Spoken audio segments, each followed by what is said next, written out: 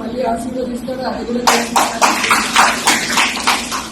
అలాగే ముస్లింస్ కోసం షాదీ మహల్ ఈ రాష్ట్రంలోనే ఏ నియోజకవర్గంలో లేనటువంటి విధంగా అద్భుతంగా గుంటూరులో నియోజకవర్గంలో కట్టడం జరిగింది. అలాగే పార్కులు కట్టించడం జరిగింది.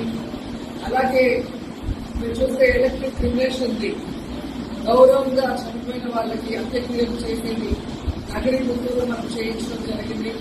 అలాగే చూస్తే రోడ్లు కానీ ట్రైన్స్ కానీ ఏ అడిగినా చేయడమే కాకుండా ముఖ్యంగా పాలిటెక్నిక్ కాలేజ్ పిల్లల కోసం చక్కటి పాలిటెక్నిక్ కాలేజ్ అందించి ఈరోజు పిల్లలు గౌరవంగా చదువుకోవడమే కాకుండా ప్లేస్మెంట్స్ కూడా కాలేజీకి వచ్చిన వాళ్ళకి ఉద్యోగాలు ఇస్తూ ఉంటే నిజంగా నాకు చాలా హ్యాపీగా అనిపిస్తుంది అని కూడా సందర్భంగా తెలియజేస్తున్నాను.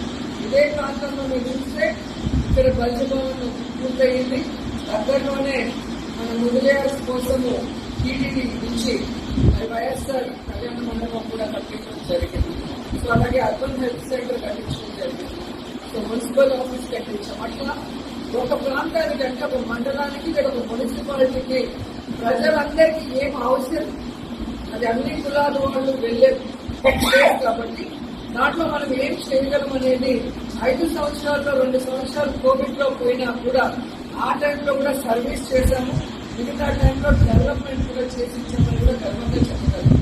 అలాగే డిగ్రీ కాలేజ్ లో మీరు చూస్తే మనకి అసలు ఒక డిజిటల్ రూమ్ లేదు మీటింగ్స్ కి కానీ పిల్లలకి ఏదైనా జాబ్ మేళాన్ని నిర్వహించడానికి కానీ.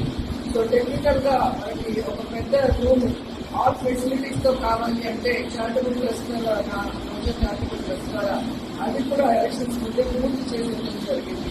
అలాగే పుత్తూరు కోర్టులో రోడ్డు లేక బతుకులుగా ఉంటే రోజా చారిటబుల్ ట్రస్ట్ ద్వారా ఆ రోడ్డు కూడా వేయించింది. ఇలా ప్రజలు ఏదొచ్చి నన్ను కోరినా చేసుకోవాల్సిన బాధ్యత అంటే కుటుంబ పెద్దగా ఎమ్మెల్యే అంటే నేను కుటుంబ పెద్ద. సో ఇక్కడ పార్టీలు కులాలు మతాలు ఎలక్షన్ తర్వాత ఏమీ ఉండవు, అందరూ మన వాళ్ళే అనుకున్నారు కాబట్టి ఇవన్నీ చేయగలిగాను. సో మన ఎలక్షన్ అనేది ఒక సునామీ లాగా జరిగిపోయింది.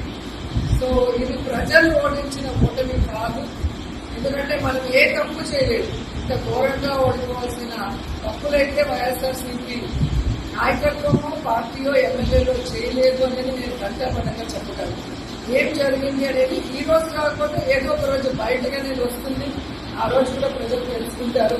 కానీ ఖచ్చితంగా వైఎస్ఆర్ కాంగ్రెస్ పార్టీ మేము ఎమ్మెల్యేలుగా వర్క్ చేసినప్పుడే కాదు, ఇప్పుడు ప్రతిపక్షంలో కూడా మీకు అందుబాటులో ఉంటామని ఏదైతే మాట ఇచ్చామో ఆ మాట ప్రకారం ఇక్కడే ఉంటాము, మీ అందరికీ అందుబాటులో ఉంటాము. మిమ్మల్ని మా కుటుంబ సభ్యులుగానే మేము సో ఈరోజు నన్ను గుర్తు పెట్టుకొని నేను భూమికి చేసిన ఈ బిల్డింగ్ ఒకసారి అడుగుపెట్టి దీపం కలిగించమని చెప్పి కోరినందుకు సోదరులందరికీ కూడా కృతజ్ఞతలు తెలియజేస్తున్నాను. సో మీ సోదరిగా ఎప్పుడు మీకు ఏ అవసరం ఉన్నా నేను చేయగలిగింది 100% చేసిస్తానని కూడా ఈ సందర్భంగా తెలియజేస్తున్నాను.